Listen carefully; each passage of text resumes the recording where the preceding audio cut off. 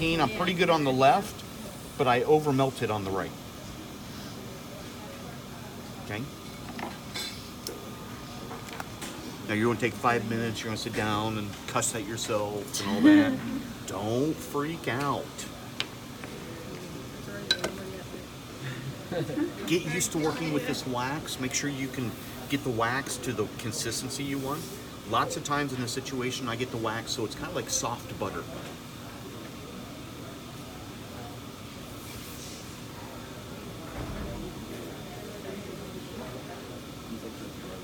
I know, we have moist chips everywhere. Mine be melting like by now. I think I hold it too close. Whoa, like a fruit roll-up. See all that? Exactly.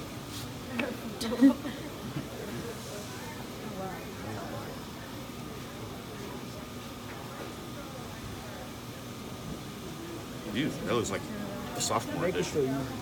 Everything dripping like, oh shit. Dripping everywhere. So plop some on there. Get your hot plate hot. Shut up, Eddie.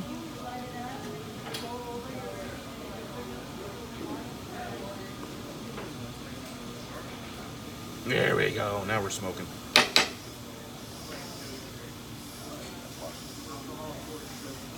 Again, you're basically controlling the angles with your hot plate. I always stabilize my hot plate against the top of the record base all the way around as you're working with it. Always stabilize against the top of that record base. Then you just kind of pivot and rotate around that. And you'll learn which way wax drips.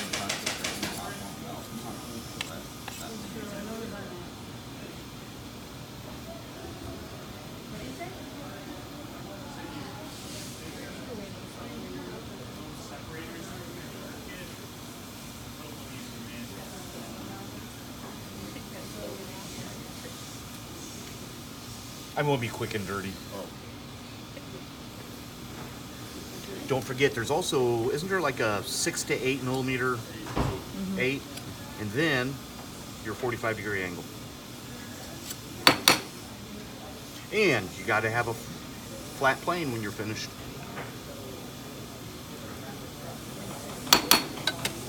Did I get That's necky? so smooth. Oh my gosh, like it takes me an hour to get it like that. I know. One of those things, the more you do it, the easier. And okay, so now I'm a little bit long on that spot, which is good. You want to be just a hair over, and then don't warm your hot plate up so much because we're going to do a very fine or a small melt. That way we can control that a little bit better.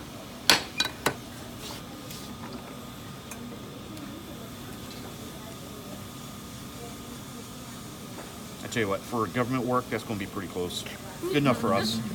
I could probably go another millimeter or so on that, but in the interest of time, we'll keep going here. I want to take just a second and clarify one point, because some people are confused about that.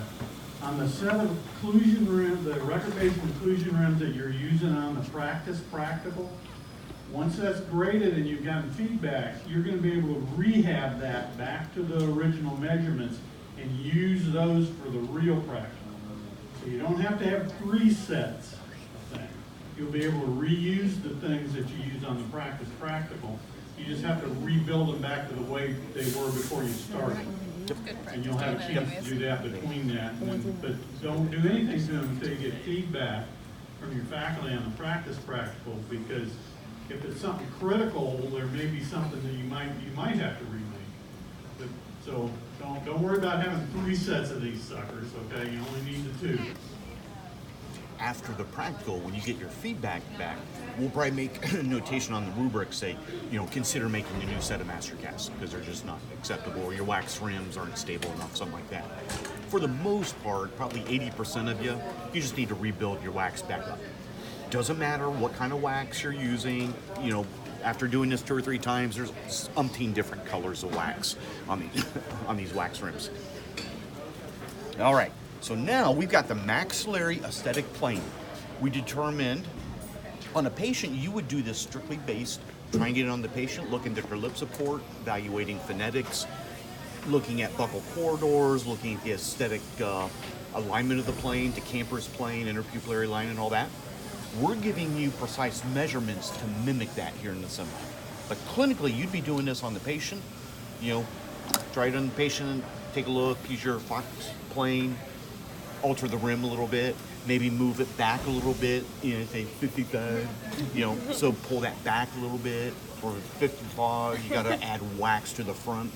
That's all done based on your specific patient. We give you the measurements here in the sim lab just to give you something to work with. So we've got the maxillary aesthetic plane. Clinically, you would now do your face bow with this wax rim. Then you're going to come back and we're going to start working on getting our vertical dimension correct. So there we go. And that's where the seam needs to be. So what are we going to do now? Okay. See where we're hitting? Okay. And also, take a look at where our plane ultimately is going to end up. That's our maxillary plane. Why don't we just melt the rim down a little bit as well? Because we've got to get this closed up front. Does that make sense? Mm-hmm. So I'm going to kind of guesstimate what the plane is, and I'm going to melt just like that. On this side for you all, here's my plane, so I'm going to melt parallel to the maxillary plane. Does that make sense?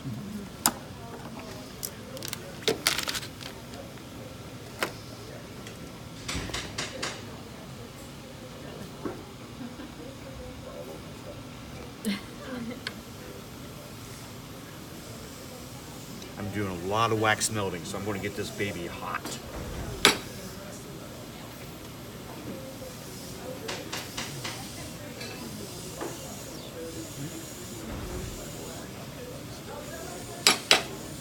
Watch how I do this. Whoa.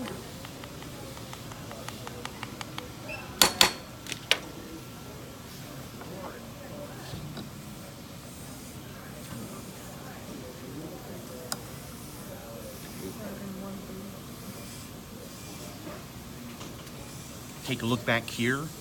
Always make sure that 45-degree angle is not hitting the mandibular record base. Lots of times, as we get closer and closer, you'll notice that that angle will hit the posterior part of that mandibular record base. Pretty good. We're pretty clear on this side.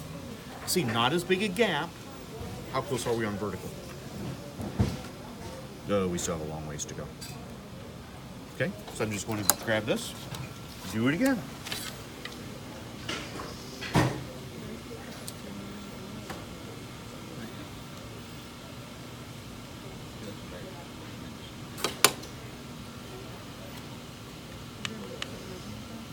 Again, keep in mind, you always have to end up with a flat plane.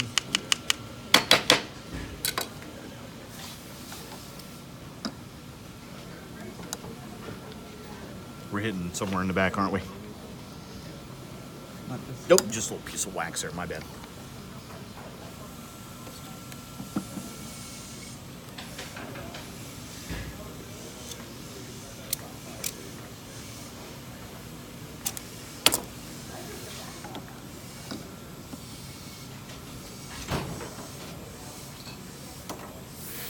Ooh, that's impressive. Now we're starting to get flat plane against flat plane. Where are we on vertical? Way. Okay, so now we're pretty much parallel. I'm just going to take the entire rim down now instead of, angling it so we're getting more aggressive in the posterior. I just need to flatten the whole damn thing.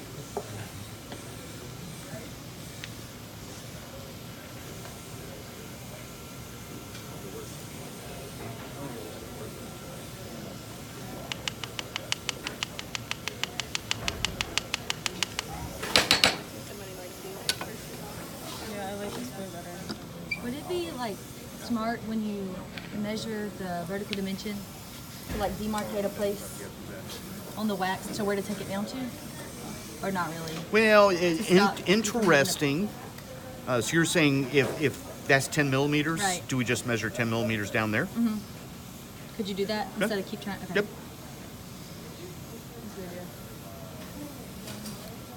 That's a good idea. Here we go. That's an example. Always be careful. Always check that that 45-degree angle is forward enough so it's not hitting the back of the mandibular record base.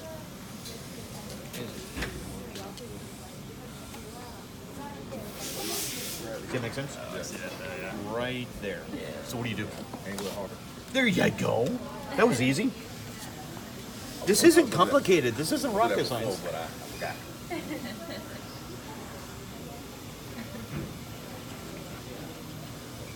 I'm going to angle it a little bit more and then just move it forward as well. Yep, like that.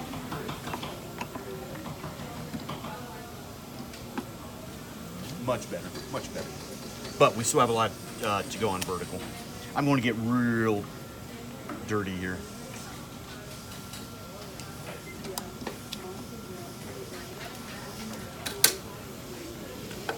Imagine, mandibles rotating. We're going to end up with flat plane against flat plane, but jaw doesn't work like this. Jaw works like that.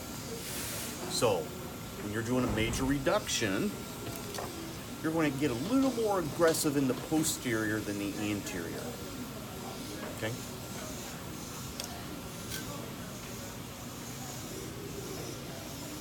What's our final measurement in the anterior part of the mandibular wax rim? The 18. That's where you start. What do you think the final will be? Whatever, when it goes. Yeah, whenever you measure the dimension. Very good. Very good. You guys are going to do fine. Some of y'all get so caught up on numbers that you think there's a specific number on some of these things.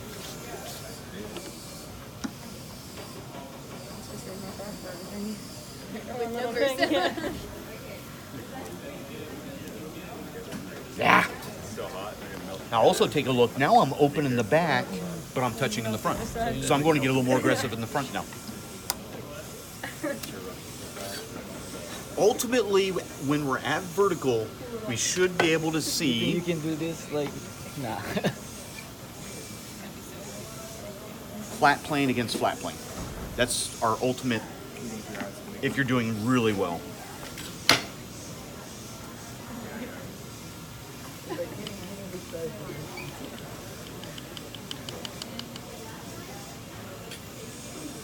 Now I kind of understand why they have the things like this black. When we're doing Everywhere, it, yeah. Everywhere, Oh like, yeah, I know. I was like, gosh, they're messy. exactly. Like, you only get They're red, dirty, red, like, green, and blue. they can keep it clean, like, now, it'll be worse. Starting to hit back there, aren't I? And I need to rotate the plane down to the left.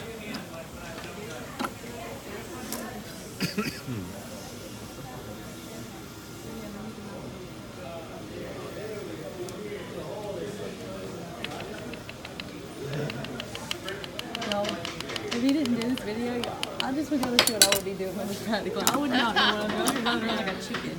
I still will be doing that, but Are you still videoing? I'm still videoing. I may have you send that to me. Okay. I might make some, maybe I can do a video and make some comments on it. I don't think that there's been a problem in the past. They don't start so like, they don't have an exact one yet. Again, see, I'm constantly stabilizing record base and making sure I'm in the rotation. Yeah, we're getting closer. I think we're good there. Yeah, I'm starting to hit there a little bit, aren't I?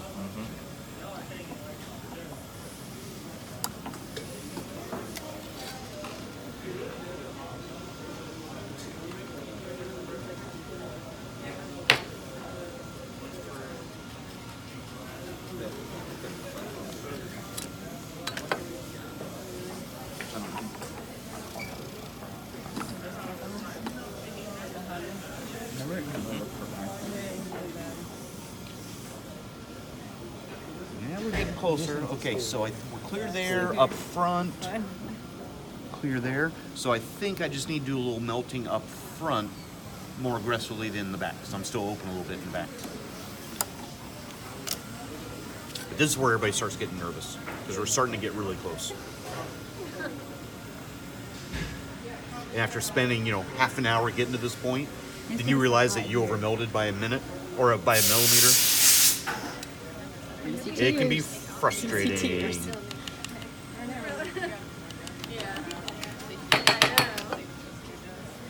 And you go a millimeter too much. I know. Like a glove. Is the mandible seated?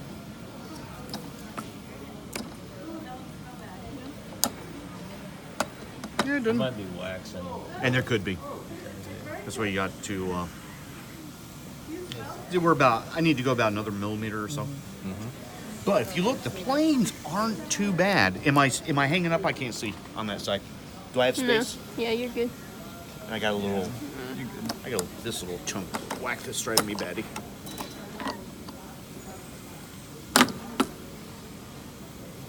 You know what? I'm going to change the angle on this side just a hair more. Just a hair more. But I tell you what, that's pretty damn close. Do I try? No, I tell you what, and I'm going to open myself up on that side too. See how close you are? I want to see daylight through there.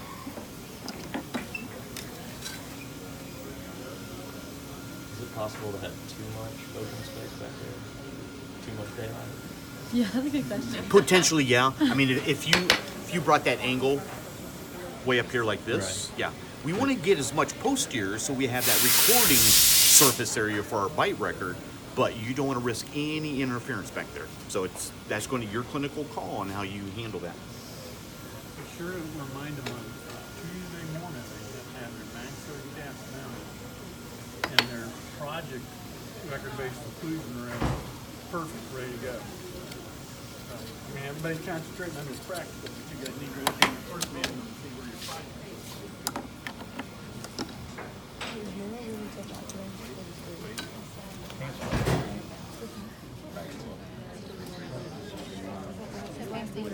You know what? I'm going to take that.